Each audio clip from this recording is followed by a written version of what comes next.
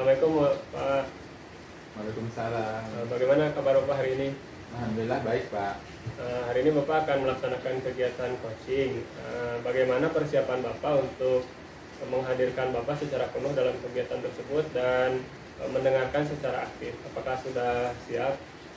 Saya sudah siap dalam persiapan coaching ini, kesadaran penuh dan mendengarkan aktifnya Pak. Baik, bagaimana persiapan Bapak dalam menyiapkan pertanyaan-pertanyaan yang berbobot untuk proses coaching ini?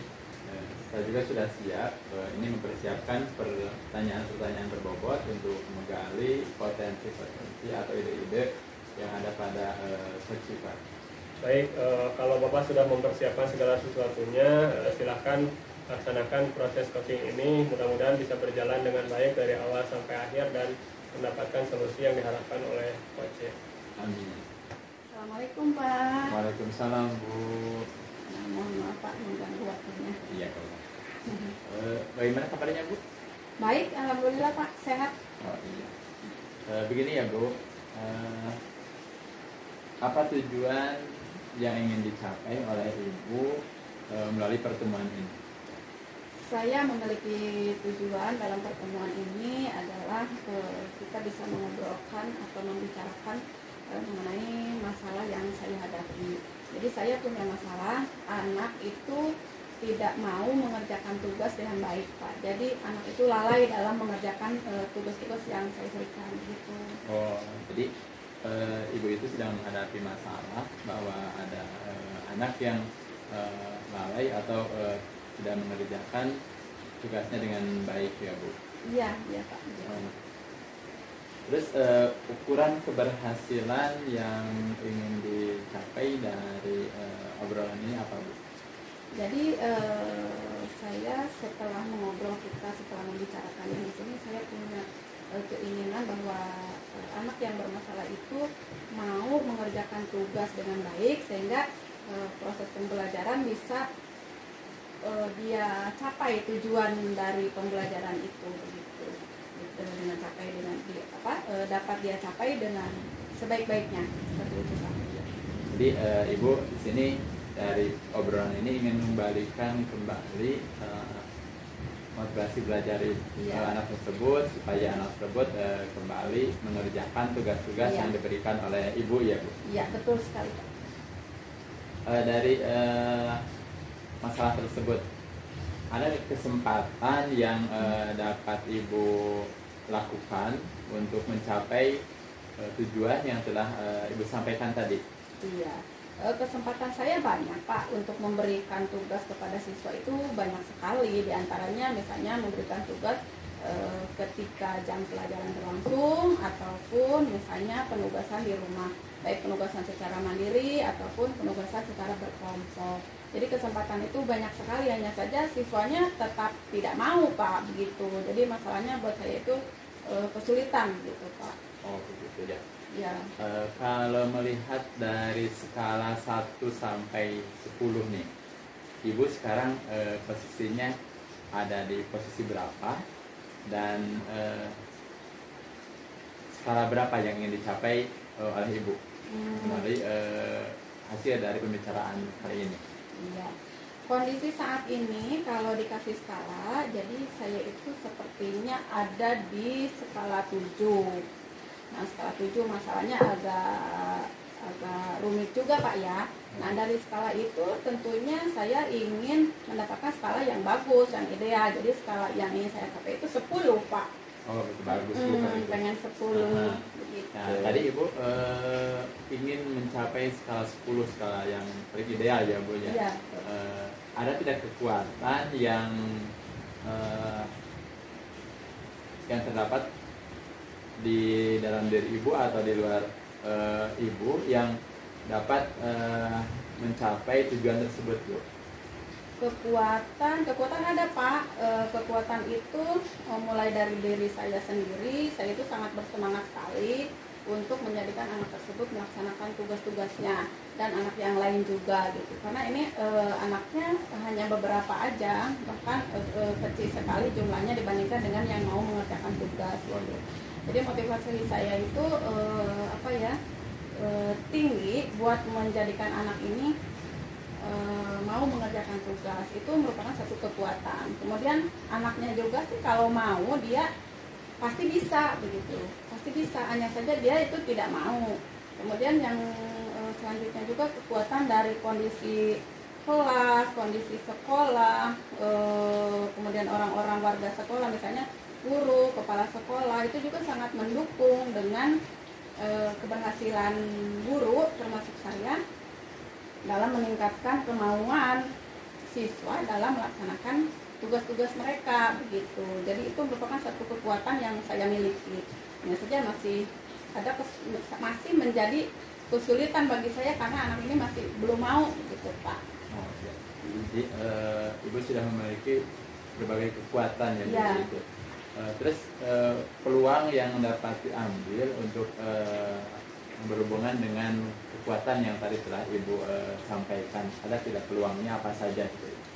Kalau peluang yang dapat bisa saya ambil ada Pak sih sebetulnya ya. Peluangnya misalnya saya selalu menyempatkan diri untuk tetap fokus, untuk tetap memberikan prioritas ke anak dengan motivasi yang saya miliki, dengan kekuatan yang saya miliki. Anak tersebut harus melaksanakan tugasnya. Kemudian saya juga punya peluang untuk meminta bantuan kepada rekan-rekan.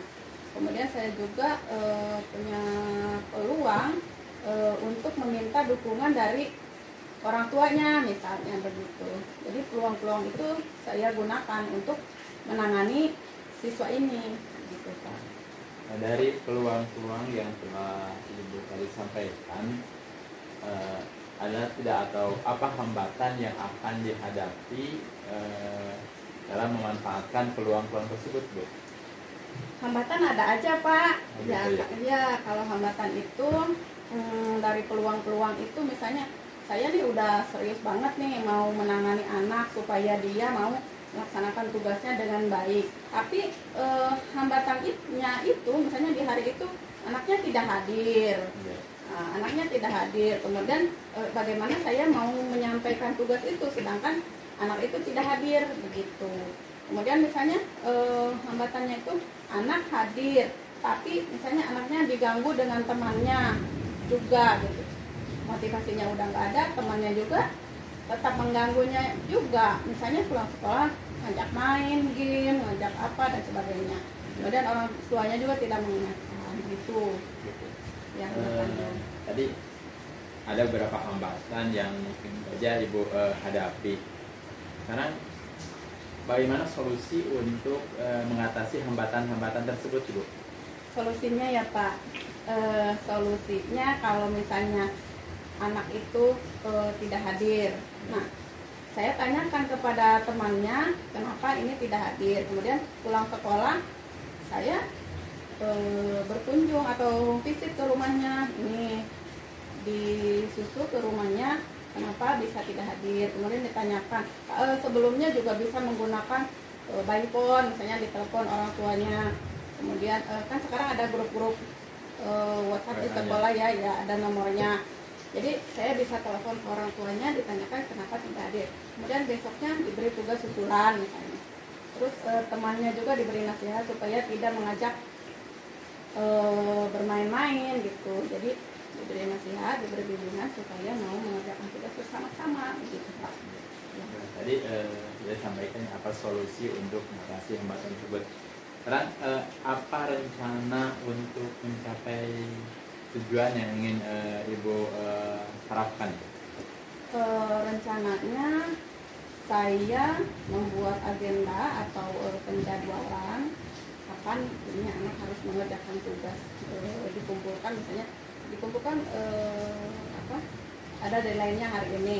Nah anak ini harus mengumpulkan pada hari ini dapat atau tidak begitu. Jadi ada penjadwalan khusus untuk anak ini. Kemudian juga ada komunikasi secara intens terhadap anak itu baik di dalam sekolah, di luar jam pelajaran ataupun di luar jam sekolah, misalnya berkunjung ke rumah seperti tadi ya. Kemudian setelah itu ada pemantauan. Nah, pemantauan dari proses dia melaksanakan tugas-tugasnya itu. Jadi saya akan tahu gitu Pak, yaitu mau mengerjakan tugas atau tidak, seberapa persen dia mengerjakan tugasnya yang saya berikan gitu. Dari rencana-rencana yang telah Ibu sampaikan tadi, apa yang menjadi prioritasnya untuk Ibu lakukan, yang jadi prioritas rencana yang akan Ibu lakukan? Yang jadi prioritas saya itu adalah yang pertama adalah komunikasi dulu, karena masalahnya yang pertama dia tidak mau mengerjakan tugas itu, saya susah berkomunikasi karena dia itu jarang bersekolah juga, jadi ada malasnya juga gitu. Oh gitu. Ya, jadi saya komunikasi dulu secara intens, tujuan saya bagaimana, menjelaskan kepada dia bahwa melaksanakan tugas itu sebagai salah satu target pembelajaran, tujuan pembelajaran, ukuran keberhasilan pembelajaran, dan juga merupakan satu kedisiplinan. Jadi saya menjelaskan dengan komunikasi yang intens, itu yang jadi prioritas. Terus strategi apa yang akan Ibu lakukan untuk mencapai tujuan tersebut? Strategi ya Pak, jadi untuk strategi saya membuat pengaturan jadwal yang ketat, yang harus konsekuen gitu dalam pelaksanaan jadwal pemberian tugas itu dan pengumpulan tugas itu. Kemudian saya minta bantuan rekan sejawat, minta bantuan antar temannya juga, ya rekan sejawatnya ya, dia gitu. Selain rekan kerja juga teman-temannya dia gitu. Iya seperti itu. Ini saya melakukan pembelajaran berdiferensiasi, tentunya karena dia berbeda, jadi saya melakukan pembelajaran yang berbeda dengan teman-temannya yang lain gitu. Semoga saja bisa berhasil gitu. Sudah disampaikan strateginya, yaitu ada pengaturan jadwal, terus kerjasama dengan rekan sejawat dan teman-temannya. Sekarang jangka waktu yang kira-kira bisa Ibu lakukan, misalkan dari sejak kita melakukan pembicaraan saat ini sampai tujuan yang ingin Ibu harapkan, kira-kira jangka waktunya berapa lama, Bu? Kalau saya perkirakan dari jangka waktu, karena kondisi anaknya seperti ini ya 2 bulan Pak ya. Ya 2 bulan ya. Cukup ya 2 bulan. Cukup 2 bulan. Terus ukuran keberhasilan dari rencana yang akan Ibu laksanakan, apa ukurannya?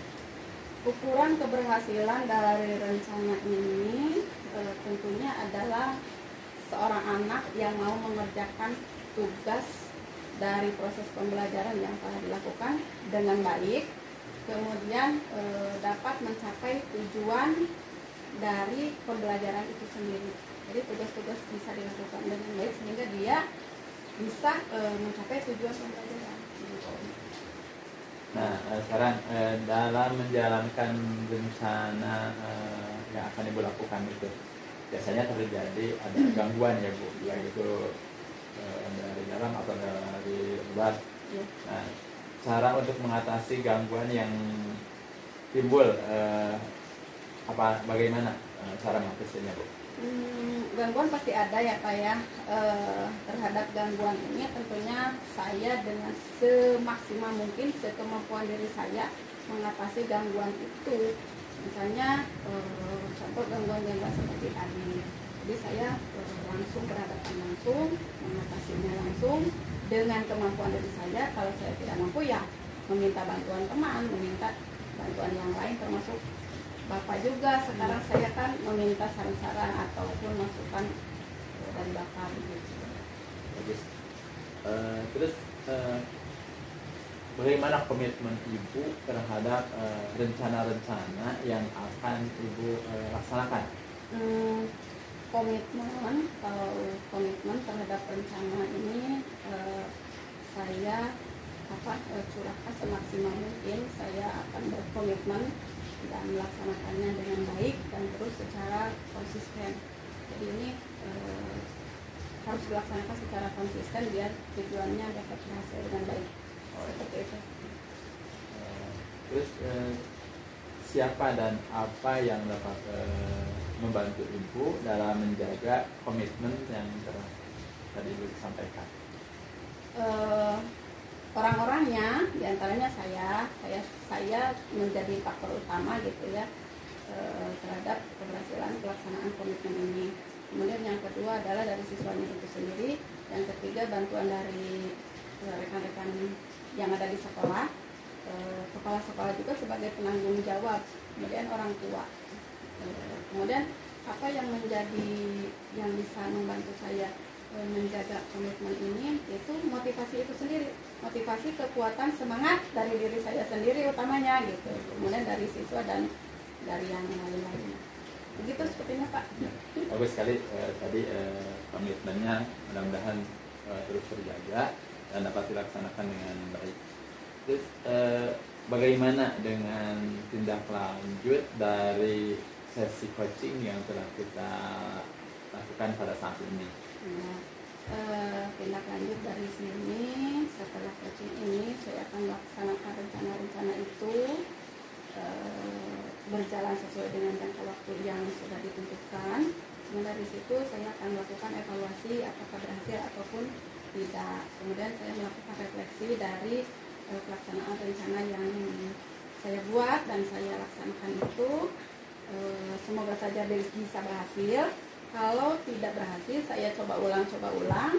Kalaupun tidak bisa berhasil juga, saya laksanakan coaching ulang. Dan terus saya meminta pendapat ataupun bimbingan ataupun bantuan juga dari yang lainnya, termasuk dari Bapak juga.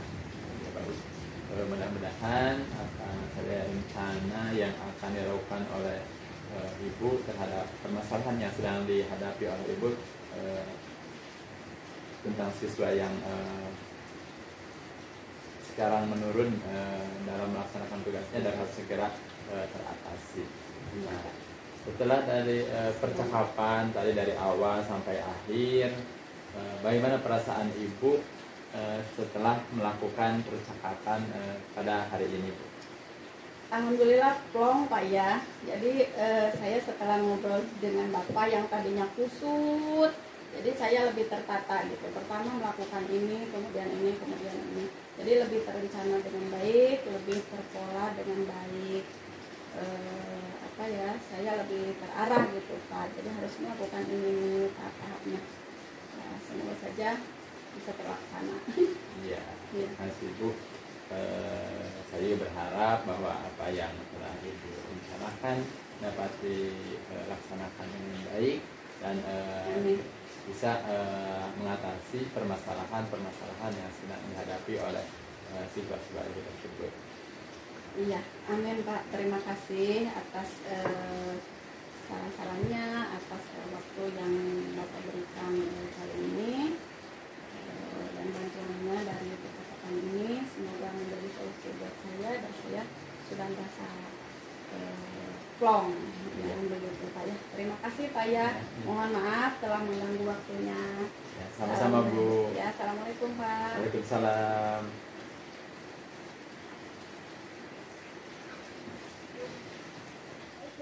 Selamat ya, sudah bisa melaksanakan proses coaching ini dengan baik sehingga bisa membantu coaching menyelesaikan masalahnya. Iya Bu. Nah, di sini saya akan menyampaikan apa yang telah kami amati ya, hasil pengamatan kami selama melakukan. Dari hasil yang sudah kami amati untuk proses kegiatan coaching dari awal sampai akhir, masukan dari kami mudah-mudahan ke depan Bapak bisa melakukan coaching dengan lebih baik dari hari ini yang sudah dilakukan. Tentunya Bapak perlu melakukan latihan secara terus-menerus dengan konsistensi diri yang tinggi sehingga menggali solusi-solusi atau ide-ide yang ada di dalam diri coach sehingga permasalahan yang dihadapi oleh coach betul-betul bisa teratasi sesuai dengan harapan dan tujuan yang ingin dicapai oleh coach. Itu masukan yang bisa kami sampaikan. Mudah-mudahan dari hasil coaching hari ini bisa bermanfaat untuk Bapak sendiri juga untuk coachingnya. Baik, itu saja apa yang bisa kami sampaikan. Terima kasih kepada Bapak yang sudah hadir dalam proses kegiatan coaching hari ini. dicukupkan demikian. Ditutup dengan Assalamualaikum warahmatullahi wabarakatuh. Waalaikumsalam warahmatullahi wabarakatuh.